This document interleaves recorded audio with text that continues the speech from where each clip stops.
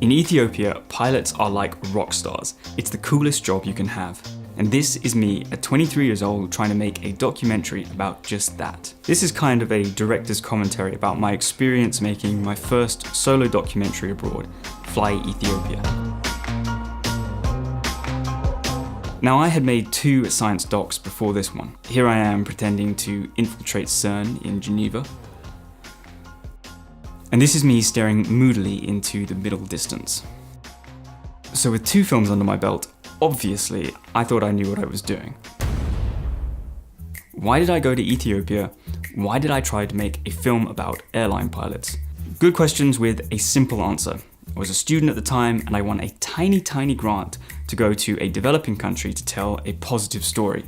It was an amazing opportunity, so I made it happen any way I could.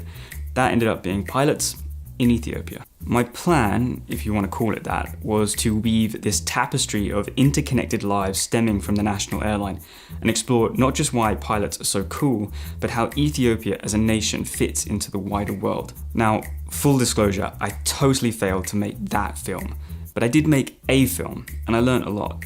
Here's what happened.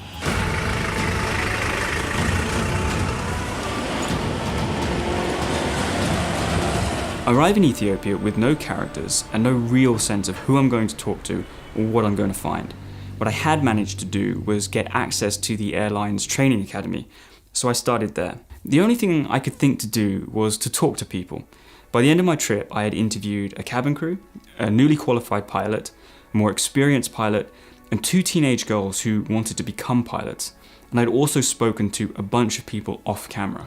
This was Bijan. She was pregnant, and constantly traveling meant she had a unique perspective on how Ethiopia compared to other countries and what that meant for her new child. So that's a lot of opportunity. That's what we call, for me, life. Now, I knew pilots hung out at this cafe, so I hung out at this rusted fighter jet and tried to spark up a conversation with anyone who passed by. That's how I met Tewodros. Now, he was about to take his first international flight. Becoming a pilot meant he could afford a new car, build a house, and start a family. So it was a really relatable story. After some time, I will be able to get whatever I want. This pilot, I don't remember his name, but he was fulfilling his mother's ambition to see the Earth from the sky. A place where there is a small airfield, grass strip, and she has this dream too of being a pilot. So that gave an interesting look into where women fall in Ethiopian society. And taking that idea further, these 2 girls thought becoming pilots would inspire other women. Here in Ethiopia, women are not appreciated. But she was the first one to be a captain pilot, so I think they were proud of her. So why do I say I failed at making this documentary? The problem was I didn't spend enough time with any of my characters to really understand their story. It was just interview, thanks, and then on to the next one. I was constantly thinking, who can I talk to next, rather than who can I follow up with and talk to again. To find a great story, you have to talk to lots of people. Think of it like casting for a fiction film. You're searching for that perfect person. So before arriving in Ethiopia, I emailed literally everyone I could find a contact for in Addis Ababa, explaining what I was doing and asking for help. And an American woman living there responded.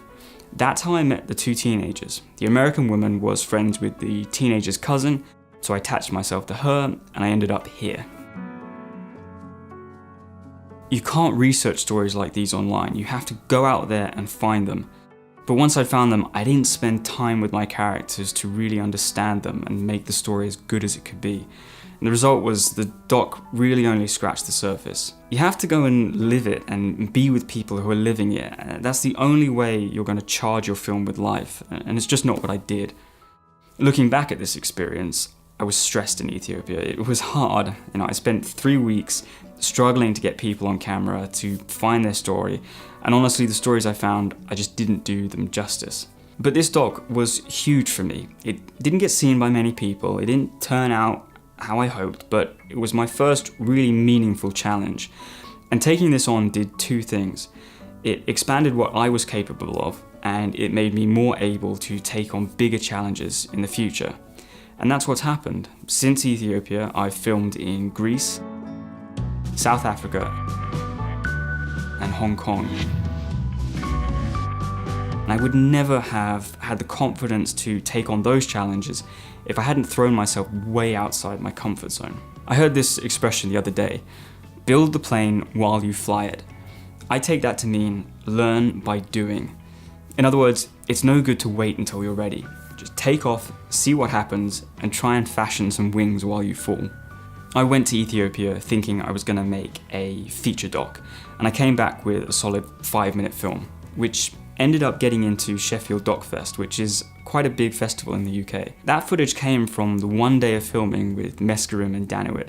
So at the very least, I remember this. One day is all you need to make a good film.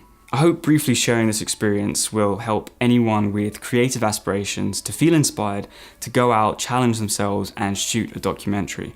I'd love for you to comment below what documentaries you're planning to make, what ideas you have, and I'll catch you next time.